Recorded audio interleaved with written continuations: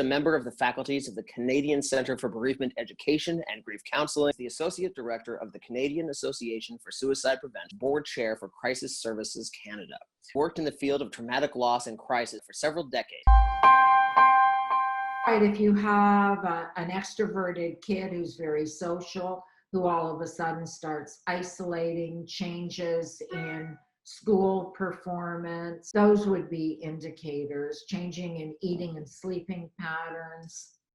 Think language of depression, they think about sadness, they think about Eeyore, they think about moping around, but that's really inaccurate. We think of people saying I'm sad or I'm unhappy. Often people don't say that. They'll say, what's the point of this? Conveying a sense of hopelessness or unworthiness. And everybody has their own language around that. But it's conveying a sense of bleakness. It doesn't matter. And sometimes it's silence. The language of depression and sadness can be just silence. Prevention. And how do you create mental wellness so that kids are comfortable in with a full range of emotions, that they know when to ask for help, that they can express what they're feeling, that they feel some emotional stability in their environment. I think we don't always have insight into how we communicate and how that's interpreted. Do we create invitations or do we set up barriers in communicating with our children? Are we judgmental? Do we blame them? Do we encourage growth and offer support? Parents can't be therapists. Parents are comforters. Parents are nurturers, and they can access support for their kids. They're leaders in that way.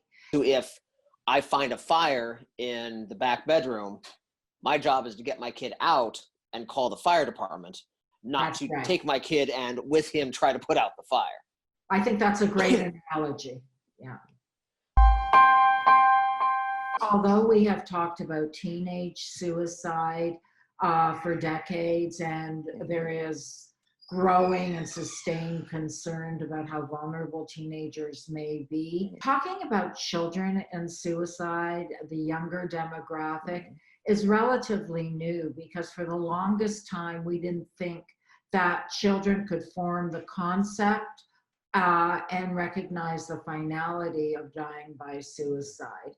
And so we are now, I think, appreciating that even younger children can formulate the idea of wanting to die even without accepting the finality of it. So now we're rethinking where risk starts, how young, and how complicated it is as part of the family dynamics, having those conversations with children as young as 6 or 7 into their teens and young adulthood. People often talk about self-care, and I think we become so aware of self-care that I think there's the danger sometimes that we will rust out as family members, as parents, before we burn out. And that we're so concerned with protecting ourselves from asking those hard questions or experiencing those hard feelings, that inadvertently we've created our barriers to positive, negative, but functional interpersonal interactions. Is it okay to fail? And we have all failed. I think the real challenge is to risk failure, to recognize that as parents, as counselors, and as professionals, sometimes we have to be okay with being second best, not first best.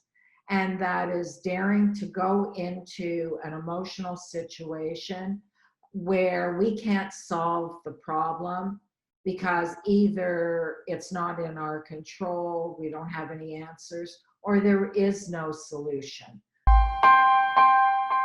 I would rather this person be mad at me than not be here to be mad at me.